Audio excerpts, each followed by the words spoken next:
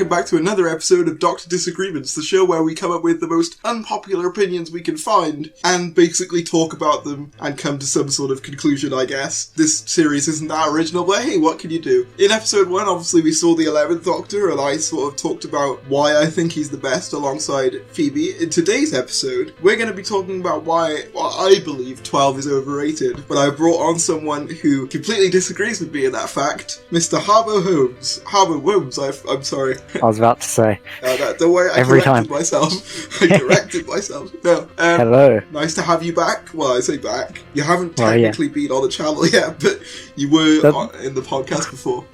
The last time we recorded a podcast for your channel, it took us, a month to actually get it to record, and then we recorded it, and then it never went out. So yeah. Hopefully this one does come out. This one will come out, but obviously we might do a more traditional podcast at a later date. We'll see how we both feel on that. But in regards to today's video, obviously we're talking about the 12th Doctor, and one of my favourites, or my favourite actually, and one of the ones that I think is overrated, particularly by the fan sphere. So we're dividing the debate into 4 main categories, like last time, the same categories. So character, actor, companions, and episodes. So I'm going to start with the character of the 12th Doctor. Obviously, I'll start the bit, and you can say if you disagree or agree with me on this. So my main issue with the 12th Doctor's character is how inconsistent he is as a character. I find the first series he's the sort of dark rebel Time Lord that I think was Moffat's original intention. Series 9 he sort of becomes a sort of rocker granddad type, and then in series 10 he kind of does a blend of both. And in the end I don't know whether I know definitively who 12 is. I kind of think that's like a character journey for him, is that it's similar to Eccleston, who at the start is very dark and very brooding, but then over time he opens up and sort of embraces his more playful side. Yeah. Okay, I can see why. That is a common argument I see, that he sort of slowly mellows over time. For me though, the mellowing process is kind of backwards, in the sense of I think it would have made more sense for 12's character for it to go series 8, then series 10, and then series 9, because I would argue he's less mellow in series 10 than he is in series 9. Yeah, I mean, I haven't seen series 10 in a while, so I don't hugely know, but I do. Neither have I, to be do honest. Get what you mean. The entire sort of 12 era is a blur for me, not gonna lie. That's because I'm just not a fan of it, so it's not an era I go back to particularly often. There are a few episodes that I really do like though, which we'll get on to in a minute. But I think the second thing we need to talk about is Peter Capaldi himself. Obviously, I haven't really got anything bad to say about Peter Capaldi. He's an incredible actor. I would get crucified. You know, I would be burned on the Doctor Who merchandise pyre. You would be. I would be. It'd be like that scene in Last of the Time Lords where he burns the Master's body. That would be me. Yeah. I'd basically be burned by all of the Doctor Who fans. I don't have a lot of negative to say about Peter Capaldi. No, he's definitely a great actor, and from what it seems, like a great human being all round, just a great person. Yeah, he certainly does seem like it. You could tell as well, he never gave a bad performance. And this he always gave it his best. Sort of part of the debate I think we're both going to sort of universally agree on. He always did his best, no matter what he was given. I agree, and I think that I think actually a lot of what props his era up is himself. Yeah. If it was another actor, I'm not sure it would be nearly as high regarded as it is by some fans. I think the reason a lot of people, in my opinion, tend to overestimate it is because they remember Capaldi's performance. Yeah. Not necessarily. I mean, what other actor could open an episode by directly talking to the camera for 3 minutes about the bootstrap paradox, direct to the camera with no companion there to talk to, just talking like a lecture, and make it engaging and entertaining? I don't think any other Doctor could have done that. You forget the 13th Doctor looked at the camera and delivered. No, I'm just kidding. Well, I'm not even going to use that as a comparison. Wasn't good. I can't even keep a straight face while trying to make that comparison. But no, my point is Peter Capaldi is the only one that could make that interesting. I think Tom Baker, in terms of classic Who, could probably make that work, to be fair. Possibly. I think I think he'd be a bit too kind of like gurning at the camera and kind of, doing the silly faces or whatever, but I don't know. Perhaps I can definitely see that. No, as I said, I don't really have anything negative to say about Peter Capaldi. Moving on then, obviously, the thing that I think drags Capaldi down a bit is the companions he's with, mainly Clara Oswald. I personally find Clara quite insufferable through most of Capaldi's run. I think, personally for me, she's better with Smith, but I know that's That is a hot take. Most people tend to go the other way around. No, I know, but like for me, I just find Clara really unlikable with Capaldi. The whole sort of "I'll slap you so hard you regenerate" line is the one that always sticks out in my mind. True. I also think that the whole sort of arc of her trying to become the Doctor is a decently executed arc, but then she gets rewarded for it at the end because she literally gets her own TARDIS, so she literally gets what she wants anyway. Sure, like why should anyone be punished for wanting to be like the Doctor? But the thing is, the whole arc of that is that she shouldn't try and be the Doctor. She should try and be herself, and that being the Doctor isn't always necessarily a good thing. I suppose. Because I remember the scene in Flatline, I believe it is, where Capaldi says, "You are the great Dr. Clara. Goodness had nothing to do with it." Something to that effect. Yeah. And I kind of feel like giving Clara a TARDIS and a companion kind of undermines that message a little bit for me. I get where you're coming from. Yeah. But I think, Clara I just do find generally insufferable. There's no other way to put it. The fact that she sees herself as on the same level as Missy as well in Magician's Apprentice, which is familiar. Whereas, I'm with Missy when she calls her the Doctor's, pet. That's how, because she's not equal to the Time Lords, despite the fact that I think she thinks she is, in a way. But then, that goes back to the arc. And, that's the point of that scene. Is that Clara overestimates herself. I wouldn't say it's a bad thing. I'd say it's actually a good thing for the story. Yeah, but then, as I said, she gets rewarded for feeling like that. Yeah, but that's the ending. You can't always criticise sort of the journey for the ending. Not necessarily, but the journey is undermined by the ending if the ending is bad. I personally wouldn't say so, but fair enough. I mean, to me anyway. But that's the whole point of the debate, is that we're not gonna entirely agree. I do like Bill though. I'll say that. I do like Bill a lot. I'm kind of just, I don't know about Bill. I've never really connected with the character. I just never really cared. But again, I've not really watched series 10 in a long time. So. Oh wow, I was actually expecting that to be the one thing, other than Capaldi, that we agreed on. Bill.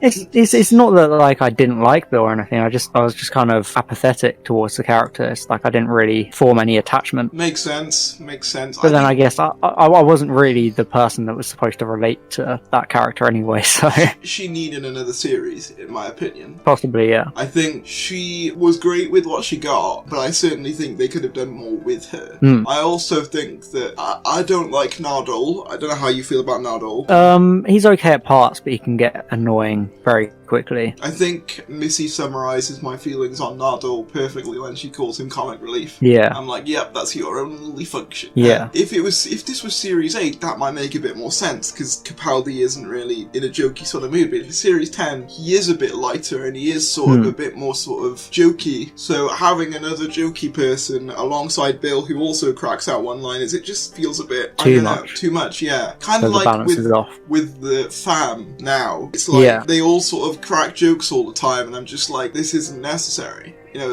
Have one of you be the funny one, have Graham be the funny one. And that's another thing I'd like to mention as well. I think the comparison between Graham and Nardole is an interesting point, because both of them... I would say so, because both of them are comedy actors, and both of them are sort of the comic relief type character to their respective TARDIS teams. I think I'd arguably prefer Graham, and that's weird for me, because you guys know my opinion on current era Who, but for me, Graham actually has an arc, and a kind of reason for being there. He's getting over his grief. Nardole is just kind of there. He's just kind of there. He's there to be the Doctor's mum, essentially, and that can be fun at points. Yeah. But it does feel forced to me sometimes. I think it's... Yeah, I get what you mean. Return of Dr. Mysterio, I want to say, where he's talking in depth about the Doctor and River Song's relationship. And I'm like, dude, you've known him for a few months tops. What authority do you have to talk about that?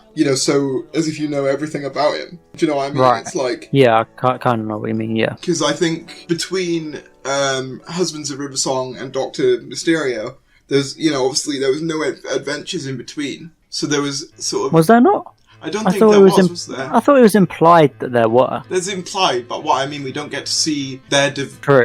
Like, as the audience, you don't get to see their bond. Right. We don't see their development as, like, friends. You don't see their dynamic evolve over time. And I think that's kind of another thing that sort of drags Nardole down to a certain extent, because when he's having to go at the Doctor, I'm just like, this has come out of nowhere. Since when have you taken his parental role? You know what I mean? It's like, I kind of wish that they had some foreshadowing to that, even if it was very briefly in Husbands of River Song. I suppose another thing we can mention as well is the sort of, talking of people like River Song, is the sort of the arcs of the series. The arcs of the era, rather. Right. Series 8, the main arc, is learning to be a good man. Capaldi learns to be a good man. You know, in the end, he realizes he doesn't need an army. He's just a guy. I actually think that arc is probably the best executed in the era. I would agree with that. Like, it's simple, it's effective, it doesn't rely on a bunch of mystery boxes. Unlike, say, Series 10, for example, where it's literally a mystery box. Like, that's literally what it is. Series 9 comes along and, oh, God. I really don't like Series 9. I really don't like Series 9. It's one of my favourites. Oh, really? Yeah. That does surprise me, because I literally... It's like level with Series 4. I can never break them and pick one over the other. Don't get me wrong, there's some great episodes in it. Heaven Sent. Actually, Heaven Sent is just about it for me. What episodes do you like in Series 9? Most of them, you know, the Zygon 2-part, The Face the Raven, Heaven Sent. I even love Sleep No More. And obviously Under the Lake Before the Flood. Those are good. Probably the only bad episodes in that series are probably the quasi 2-parter. And you like Hellbent, the girl who died, the woman who lived. Yeah, I like Hellbent. Burn him. No, I'm just kidding. I'm kidding, but I can see why you'd like it. It is kind of... I like the fact that there's, like, a lot of 2-parters. Yeah. I do like that fact. It does help sort of flesh out some of the stories. Gives it a cohesion to it. And it makes it somewhat unique as well when compared to some of the others. I think for me, I think Clara stayed way too long by that point. Obviously, I think it could have benefited from there being somebody else. Because I think Series 8 had the perfect sort of conclusion for Clara, you know, with her she was going to leave in Last Christmas, right? So... She shouldn't have been given the chance to stay, if that makes sense. If she said, I'm going to leave, and then, 5 seconds... Episodes like Heaven Sent and Hellbent wouldn't have worked without Clara, though. Like, the whole of Series 9 would have been completely rewritten. You say that like it's a bad thing. I mean, to me it's not, but obviously, if it's one of your favourite series, it probably would be. Because the whole series builds on Series 8. Because obviously Series 8 is they're contentious, but they're still friends. It's the whole toxic relationship of it all. And then Series 9 is a continuation of that, which goes into more depth of it and shows how they continue to bring the worst out of each other, and that it's having more of an effect, ultimately costing the Dr. Clara rather than the other way around. Because in Series 8, Danny dying was out of either of their control. Then you get to Series 9, and it's Clara that ends up killing herself, essentially. I genuinely don't think I've ever thought about it like that. I think what I would say, for me, again, it's the sort of the gaps in development, kind of similar with the whole Nardole thing. Where we pick up from with Series 9 feels very different to where we left off in Series 8, and I kind of wish that there'd have been a bit more sort of I don't necessarily agree with that, because even though Series 8 ended differently, Last Christmas bridged that gap, and then it's just understandable the way Series 9 picks up. It just feels like a smooth continuation. Yeah, if it wasn't for Last Christmas, I'd understand your point, but Last Christmas does a lot to bridge that gap, in my opinion. Fair enough. I mean, I've seen sort of people on both sides with that. I've seen people who think that it's not really developed, and Capaldi is just sort of happy all of a sudden, which is how I sort of feel about it with the whole sort of the tank ridey thing. That was actually kind of the moment where I sort of stopped watching for a bit. The bit where he comes in on the tank. The tank stuff is because, you know, it's explained as a confession dial. He knows he's about to die, so he's just like, whatever, I'm just going to go for it. Just do whatever I want. So for me, I can understand the character doing that. Revert to Matt Smith level? I don't know. Yeah, because obviously Matt Smith did that when he knew he was about to die. David Tennant did that when he knew he was about to die. It's understandable for the Doctor to just go on a Hail Mary before they're about to die. It was established with both previous Doctors, so it just makes sense for me. Maybe. Yeah, it's honestly difficult to sort of disagree with what you say. It's just that I don't agree, but I can't really argue a sort of counterpoint. I think for me, like, with the whole as you say, the whole thing of relapsing. I think why that doesn't work as well is because we know he's not going to die. I think maybe that's why. And I know you can't blame the characters for the I wouldn't necessarily around the show. know he wasn't going to die. Like, the same could be said for Series 6. Oh, we know the 11th Doctor isn't going to die. No, I think Series 6 handles it poorly as well, though. That's right. I'm not a huge fan of Series 6 either. So I think, for me, the whole sort of, and this is a Moffat criticism in general, he did have a tendency to sort of almost clickbait the Doctor's death quite frequently. Yeah, I agree it didn't work in Series 10 with Live the Land. I think it really derailed that story. But I think it worked okay with Series 9, because even though you know the Doctor's not going to die, you always know that for any story. I think it would have worked a lot better if it was... Sorry to cut you off there. I think it would have worked a lot better if it was... Say the Doctor hadn't got the new regenerations on Trenzalore yet, and Capaldi was the last body of the regeneration. Oh, I've always thought that anyway. It would have worked even regardless so much of better. that. But for me, I've always just thought with the nature of his incarnation in Series 8 and, just the way, it always should have just been either he was the last or really emphasize that he was the first. Like, if he was the last one, then it would make a lot more sense for... Yeah, I get what they were trying to do with the whole cyclical thing, because he starts out a grumpy old man, in his first incarnation in the first regeneration cycle. I still call it the first regeneration cycle. Don't attack me, Series 12 fans. But then obviously it makes sense, I suppose, for the second regeneration cycle to have a similar thing, where he's grumpy and he eventually mellows. I just kind of wish that, again, that change was more gradual than it was. Right. For me personally. With Hartnell, obviously, he's the direct comparison. Obviously, I know Classic, who had a lot more time. Oh yeah, had way more time.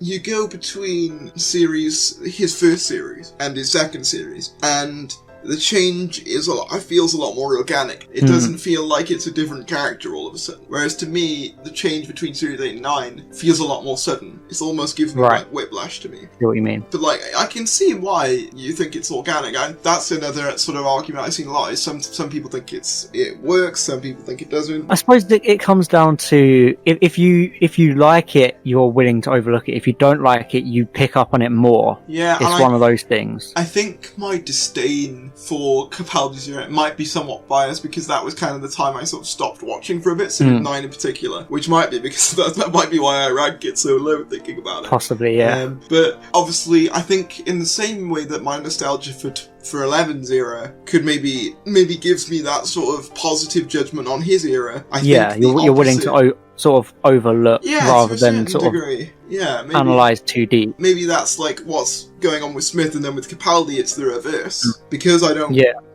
have fond memories of that era, you're more critical of it. Yeah. Although, quite funnily though, another thing we should gotta mention if we mention Stephen Moffat is his tendency to quote unquote kill characters off and then revive them. We saw this with both Clara and Bill in 12's era. And technically Amy and Rory as well. Yeah, no, I was just thinking 12 specifically, but yeah. Oh, right. Yeah, Amy and Rory as well. Rory died a lot. Rory died, I think that was where sort of it started to get out of control. Just the fact they kept bringing back Rory, then desensitized the times Amy would die, like in Night Terrors, which by then, the time you get to 12's era, the companion deaths mean nothing because you've had so many in the 11th Doctor era that you've become desensitized to them. True. I remember, I've told this story once before, I think. I was on, Google, what was the service that they had? Google Plus, that was the one. Right. Google Plus was like... Remember that? Yeah, it was like Google's Facebook that they gave up on. I think you're probably the only person that ever used it. Probably, yeah. But I remember seeing a post about, I think it was Hellbent before it aired, right? People talking about it. And I commented something to the effect of, I bet you they're going to bring Clara back to life. And everyone in that message forum called me an idiot. And then the next, and then in Hellbent, Clara's there, and I'm just like, told you. And that's kind of my point as well. It feels very predictable. Capaldi's era. It's like, the beats are really obvious to me. And I don't know whether you feel the same. Maybe it does feel sort of subversive. It's hard to sort of judge in retrospective, because I can't really remember how predictable I found it the first time round. I believe, I I think I knew Clara was leaving and Face the Raven, but I can't remember. Yeah, I can't remember the specifics. I can't really speak in retrospective as how predictable it was. Because that's another thing. People say like, oh, once you look back on it, it's predictable. But obviously it's going to be predictable when you look back on it. Yeah, it's the same with anything. Well, I think even when it was airing, though, I thought, you're obviously going to be brought back in Hellbent, aren't you? Yeah, I mean, possibly. But at that point, I was like, how old would I have idea. been when Series 9 aired? 12? Yeah, 12. So even then I was like, yeah, that's not staying. Wow. Maybe I just watched too much Doctor Who for my own good. But, that makes me feel so old. I was like 16. Wow, that's quite taking me back a little bit. The other thing I wanted to mention regards to 12-0, the kind of the reason I don't find it that appealing is that it feels kind of like any ideas that Moffat had were just sort of being thrown at the screen without much care. And that's something I think could be but then that's not just limited to 12. Like, this is again one of the things where it's you're willing to overlook because you liked 11-0, but that was also the case in 11-0, I think. I think it was more planned out though with 11-0. I think with 12, you know, the whole sort of Hellbent story, I feel like the New Who as a whole thing had been building up to the return of Gallifrey. And to have it just be a Clara-centric episode, it was just like, what a waste. You know what I mean? To me. I suppose that was kind of the point of it, though, wasn't it? It was deconstructing like the myth of the Time Lords and the hybrid and all that lot. Yeah, but like to me, something that makes the Time Lords work is that they're not meant to be deconstructed.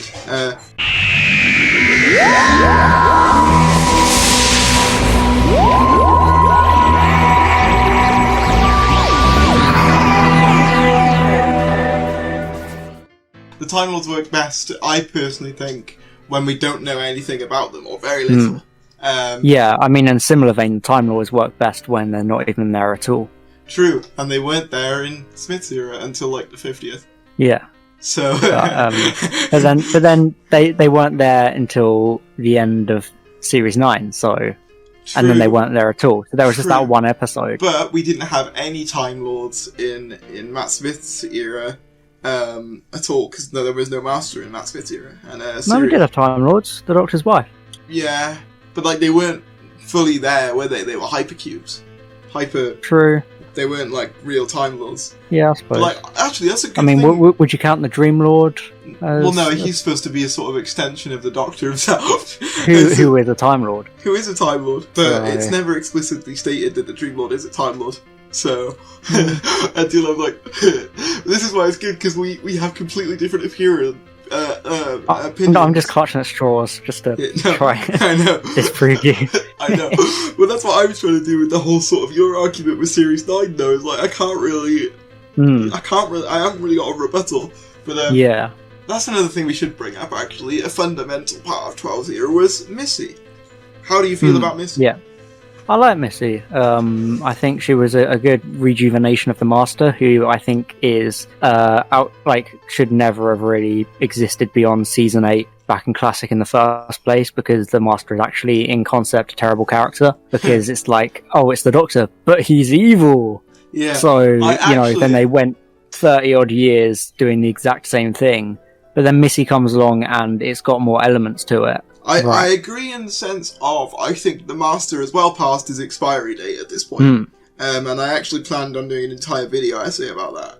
I was considering that as well. I might still do one. But the problem is, I kind of like Sacha Dhawan's Master, so it might be hard for me to be like, the Master should be gone, but not also. For me, his Master is just like sort of a caricature of the Sim Master. But anyway, it's less the back to writing Missy. and more the performance for me, to be fair. But no, back to Missy. For me, I agree that the Master was past the sell-by date and needed sort of reinvention to a certain extent. Yeah. I think, for me, Missy was a little bit too far. Right. That's me. That's where I sort of stand. I'm like, yes, I think that I'm just like, just to get this off, because we have to clarify this with everything nowadays. It's not to do with the gender at all. I just want to sort of make that clear now.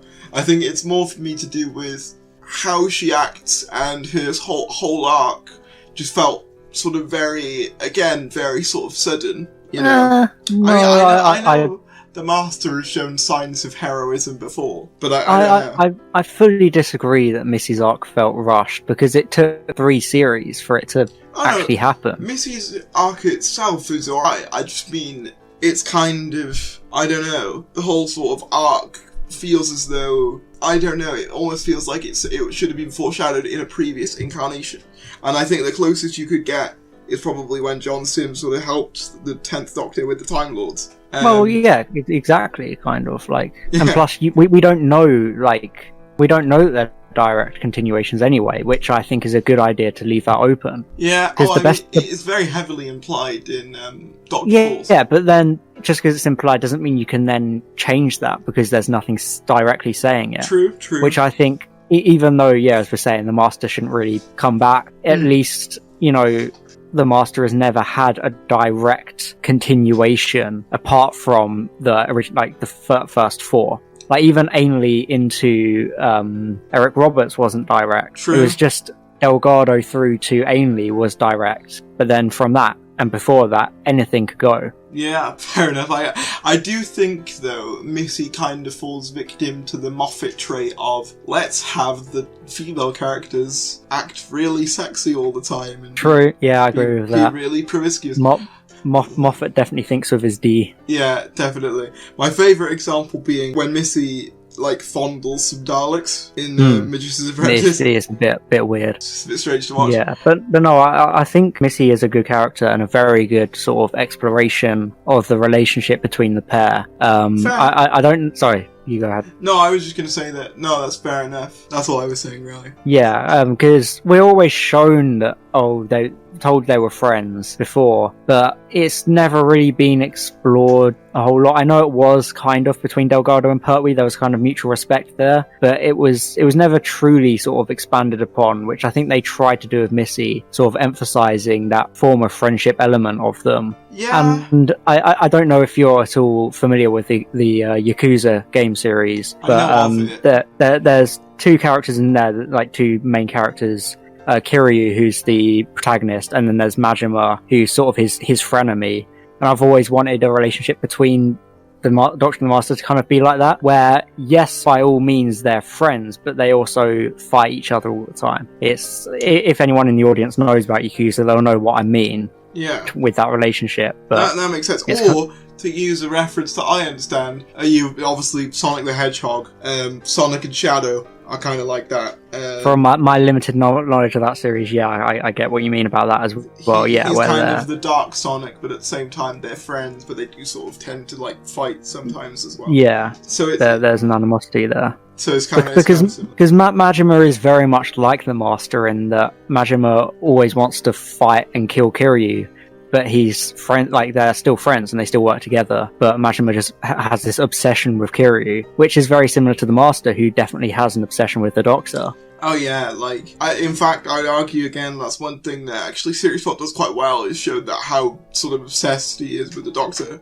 Because as soon as he figures out that even a bit of him is to do with the Doctor, he's like, nah. That's one thing I can praise the Untitled Chapter for, is that it sort of does it shows the Master's inferiority complex quite well. Yeah. That's one thing I can sort of praise it for. For Missy, for me, I don't think the character is as much the issue as much as it is the way she's sort of written to act. I think, for me, the whole sort of sexualization thing gets really played out by the time Missy comes along. I also think... But no, I wouldn't say she overdoes it, really. It's only really in a couple of episodes. For me, she does overdo it a bit, but I can see to sort of I don't know whether that's the actor's performance or the writing or a combination. Knowing Moffat is definitely the writing because it's definitely consistent throughout. Yeah, all the characters he writes. The sort of it kind of gives me in a way almost Absorbable Off vibes in a way where it's no one's quite sure what the tone is meant to be. Yeah. Because I think Peter Kay wants it to be this hilarious villain. But then Russell T Davies frames it very seriously, you're meant to take it very seriously. But then when you actually see it, it's difficult to take it seriously.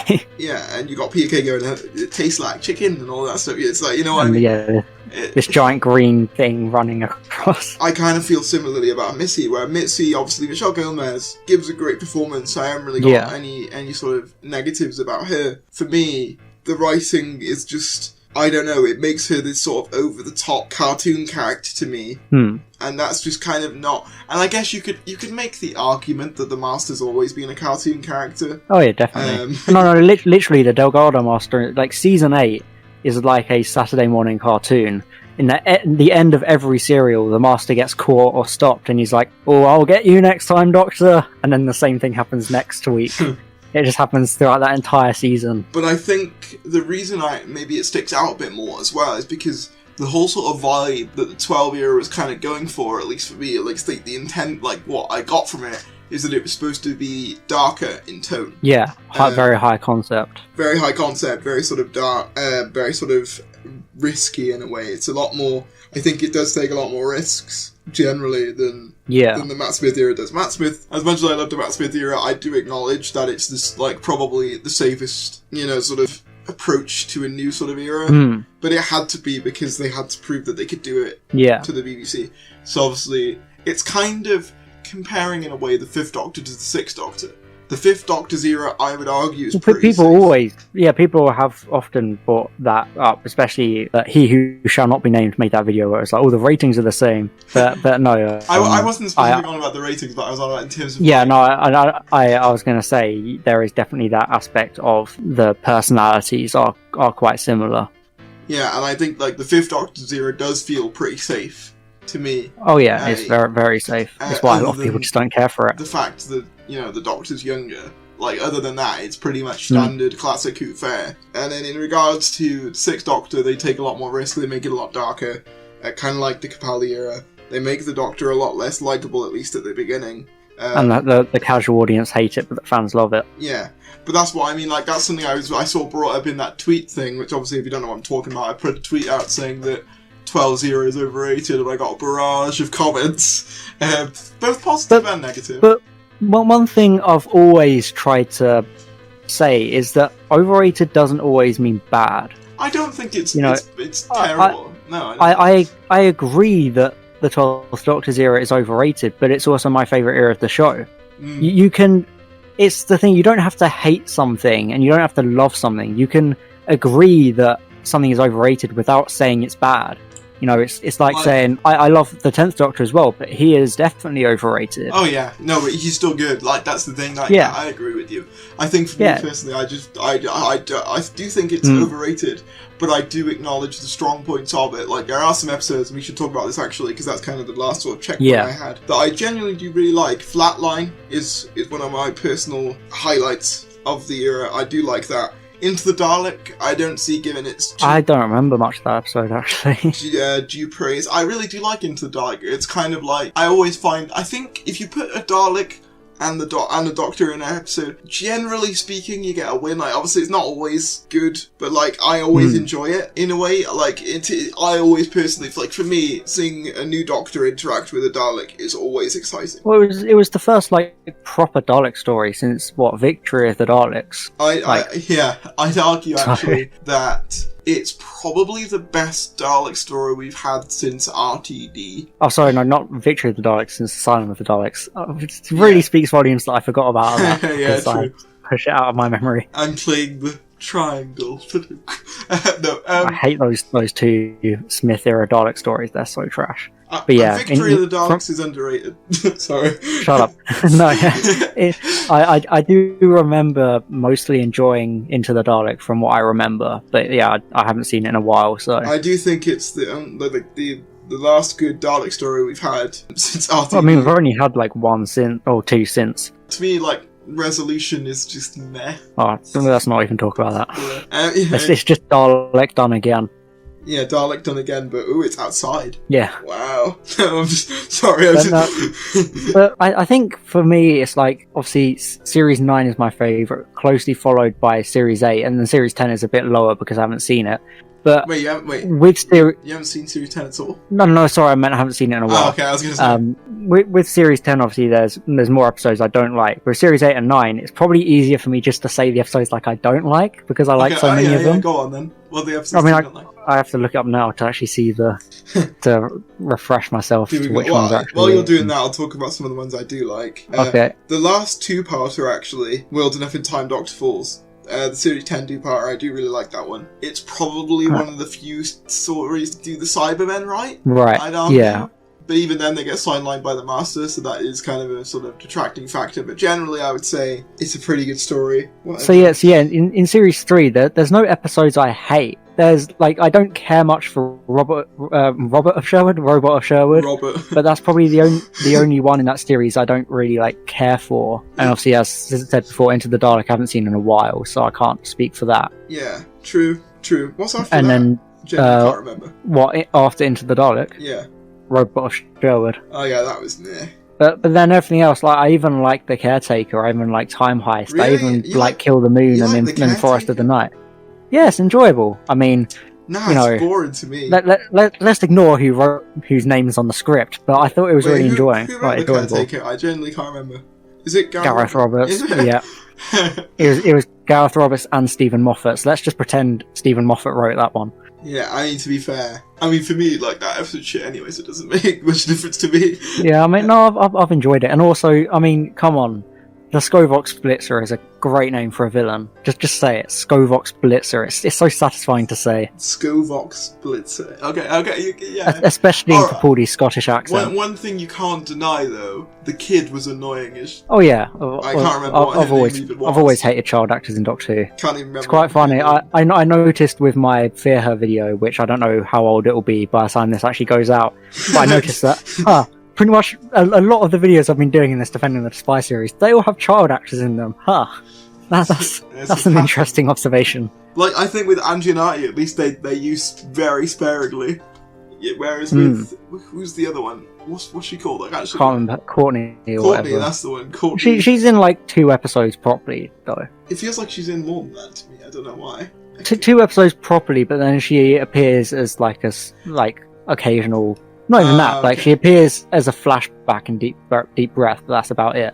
Oh, that might make a bit more sense then, because I always remember as having more of an impact. She's not even in Forest of the Night, which is all about the school kids, which is quite funny. Yeah. I mean, that's another reason I think a lot of people don't like In the Forest of the Night is the child actors. Yeah, definitely. I think that's the main reason that can you blame them? just don't like it. Can you blame them? No, the child acting is terrible in that. But I'm willing to overlook that because I like the general. The kids, by the way, it's just. Yeah, no, it is. I'm willing to overlook it because of the strength of the 3 main, like 3 lead actors in that is why I'm willing to overlook it. But if you don't like those 3, which most people don't, or especially not Clara and Danny, it's harder to, it's easier to hate the episode. Danny Pink, man. No, Danny Pink. I like Danny Pink. I don't. Ryan 1.0 for me. But anyway, yeah, in Series 9, it's only the girl who died and the woman who lived that I don't really care for. And then, Series 10 is a fair amount of episodes, but in general I like most of the episodes in the 12 Doctor era. Fair. Can't really argue with that. There's one thing people have always said is that Peter Capaldi was let down by bad writing, but I don't think he actually was. I think that's just become such, like, so many people have said it that it's now sort of been adopted as a standpoint. I think the thing is, a lot of people say, the writing was bad, but no one ever actually says why it was bad. Yeah, exactly. People just say, he was let down by the writing, but I don't think really that many episodes in the era were badly written at all. I mean, yeah, you can have bits and bobs from, like, certain episodes, but I don't think that many episodes were wholly written bad that let down the Doctor. I think a lot of it, for me, is just, like, mediocre. Like, and then, you could make the same argument for Matt Smith's era, to be fair. Well, I very much do, yeah. You very much do. But for me, it's like, it's a lot of average sort of schlock for me. I see what you mean. And, like, there are those little, gold gems in amongst the turd. I'm not calling it a turd, but, it's just sort of a good metaphor, Sort of a, like your Heaven Sense. You kind of, there's episodes like that Flatline as well, as I said. I really do like Flatline. It's really good. And that's actually the one episode I think the whole Clara trying to be the Doctor thing actually works in its favour. Well, it's the first one that gets proper focus in. I think it's the only one that I actually think it works in as well, though, for me. Right. Like, for me, there's a reason for her to act like the Doctor, because of the whole sort of the Doctor's trapped in the TARDIS thing, so naturally she has to sort of take charge. That makes sense. Whereas with, like, Darkwater. That's the one, yeah. Death in Heaven. In one of the intros to that, she says, "Ooh, I'm the Doctor," and like her eyes. Again, that was like a clickbait Moffatism thing. Yeah, her eyes are in the title as well. Her eyes were in the title sequence as well. Yeah, so it's like, very much a clickbait into Death in Heaven. So like, that's another thing. He really did, rely on clickbait, particularly in the Capaldi era. To me, like I can't really blame him because all the casuals stopped watching because the Doctor's old man now. I never understood that argument personally, because if you've ever watched the show before 2005, the Doctor is more than often than not older. It's just when you see the reaction videos to Capaldi's announcement, and there's like one where a girl is like, "Who's that? He's so old." It's like, fuck's sake. Yeah, I remember seeing one that was like, she literally like looked disgusted. Yeah. Like, It's just like, it's so annoying. And so I think that's why Series 9 and 10 changed so much from Series 8, because Moffat tried his best with Deep Breath to win them over.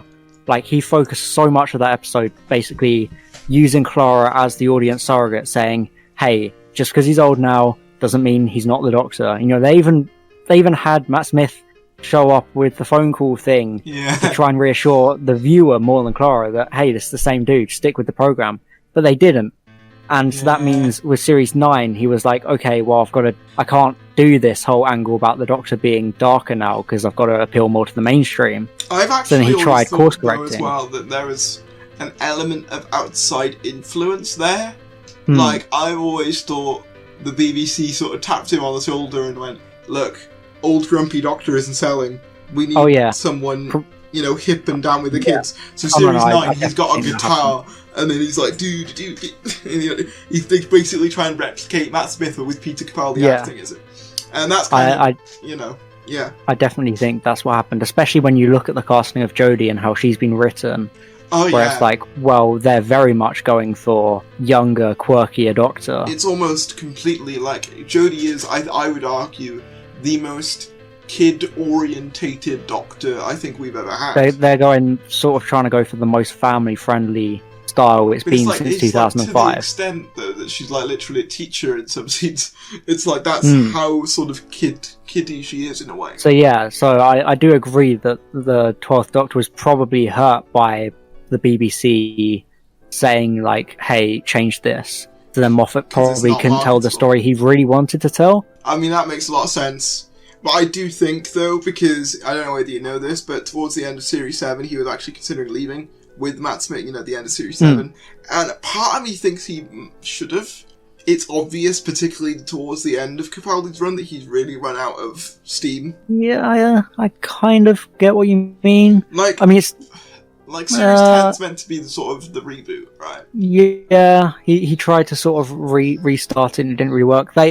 I believe they wanted... I think it was... They asked a couple of showrunners to do Series 10 as just a one series as a showrunner, and obviously, I think it was Toby Whithouse they asked, and he said no, because he didn't want to just be an interim. He was the one who I wanted to be showrunner. Damn it. Yeah, I still want him to be. But yeah, I think they, like, Chibnall was like, I can't do Series 10 yet.